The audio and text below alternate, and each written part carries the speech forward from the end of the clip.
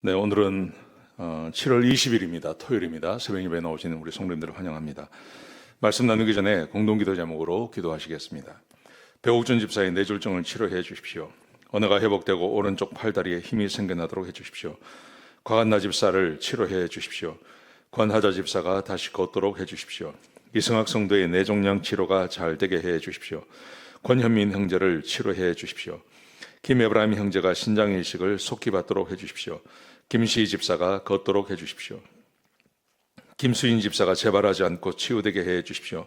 오수여 선교사의 건강을 회복시켜 주십시오.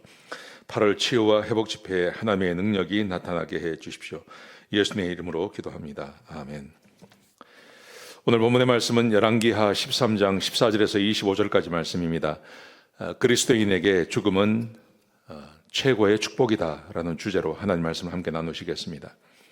우리 하나님께서는 죽은 자를 살려낼 수도 있고 또 많은 능력을 행하실 수 있습니다. 여러분, 사람이 가장 두려워하는 것이 죽음이죠.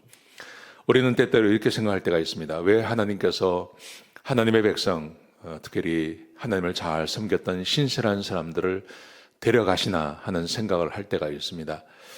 여러분, 그럴 때마다 우리는 시험에 들기도 하고 절망이 되기도 하고, 특별히 그 돌아가시는 분이 나의 아주 가까운 사람이라면 우리는 더더욱 그런 의심을 품을 때가 있습니다. 근데 오늘 본문의 말씀해 보시면 죽음이 우리 그리스도인들에게 얼마나 큰 축복인지에 대한 말씀을 우리가 생각해 볼 수가 있습니다. 자, 오늘 14절에 보시면 엘리사가 죽을 병이 들었습니다. 여러분, 엘리사는 우리가 잘 아는 것처럼 엘리야의 후계자였습니다. 그리고 엘리사에 의해서 죽은 사람도 살려내었죠. 수넴 여인의 아들을 살려내었습니다. 자, 그런데 본인이 죽을 병이 걸렸습니다. 죽을 병이 걸렸으면 우리 생각에는 살아나는 게 맞지 않습니까? 이 병을 고치는 게 맞지 않습니까? 근데 그 죽을 병을 가지고 이 엘리사가 죽는다는 사실이죠.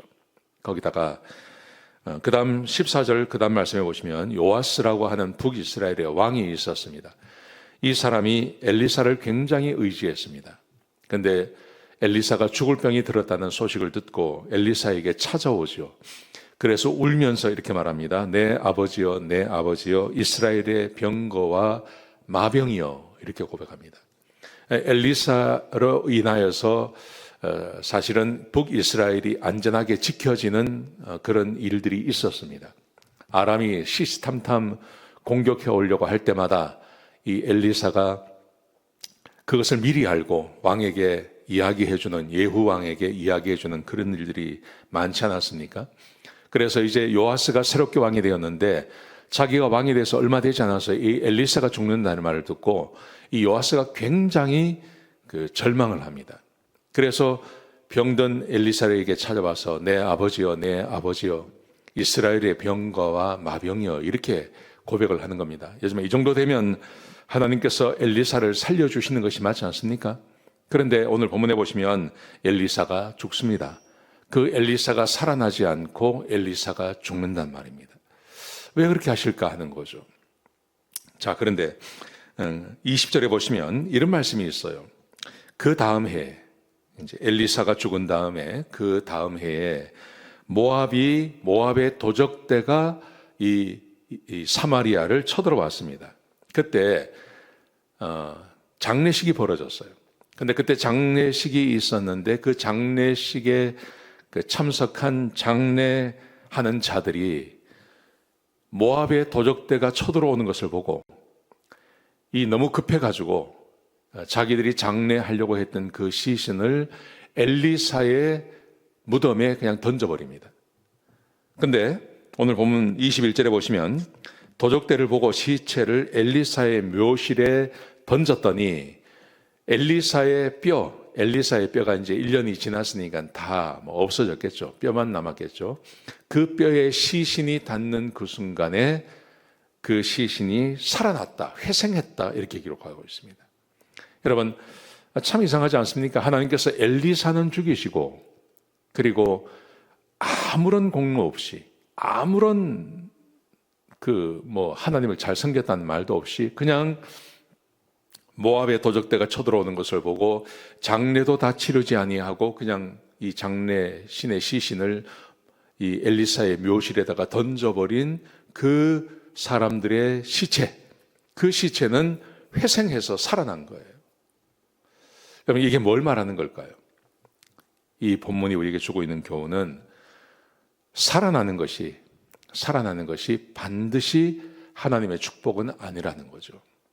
죽는 것이 어떻게 보면 우리 하나님 앞에서 더 큰 축복이라고 우리에게 말씀해 주고 있는 겁니다. 이런 고백을 하기가 참 쉽지가 않습니다. 왜냐하면 우리는 타인의 죽음에 대해서는 별로 관심이 없지만 나와 아주 가까운 내가 사랑하는 내 가족의 죽음에 대해서는 굉장히 슬퍼하지 않습니까? 그리고 죽음은 어차피 우리 본인에게도 오게 되어 있습니다.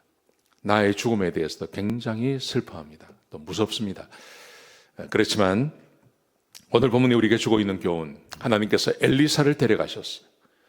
그 중요한 사람 엘리사를 하나님께서 데려가셨어요. 그런데 그렇게 중요하지 않은 사람, 누군지도 모르는 그 시신은 살려주셨어요. 죽음의 관점으로만 본다면 죽음이 결코 사는 것보다 나은 게, 사는 것이 죽음보다 더 나은 게 아니다 하는 것을 우리에게 가르쳐주고 있는 교훈입니다. 우리는 고린도후서 5장의 말씀도 알고 있습니다. 고린도후서 5장에 보시면 사도 바울이 말하는 거죠.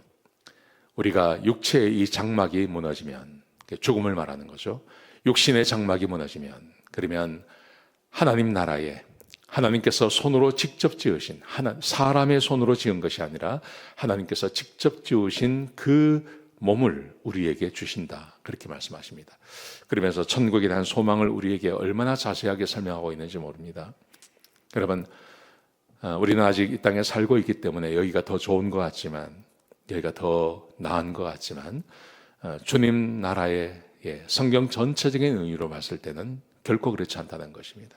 죽음이 또 죽음 앞에 가서 예수 믿고 구원받은 우리들이 하나님 앞에 가서 하나님과 함께 영원히 사는 그 삶이 얼마나 좋은 것인지를 우리에게 가르쳐주고 있는 것입니다. 그러므로 우리 그리스도인들은 죽음을 두려워할 것이 아니라 죽음을 기다리고, 또 죽음은 우리가 주님 앞에 갈 수 있는 유일한 길이 우리에게 죽음이다라고 생각하면 죽음을 그렇게 무서워하거나 두려워할 필요가 없다는 생각이 듭니다. 우리 하나님께서 우리에게 죽음을 주신 것, 이게 축복이라고 할 수 있겠습니다. 네. 오늘 이 말씀 꼭 기억하시고 하루를 사셨으면 좋겠습니다. 기도하시겠습니다.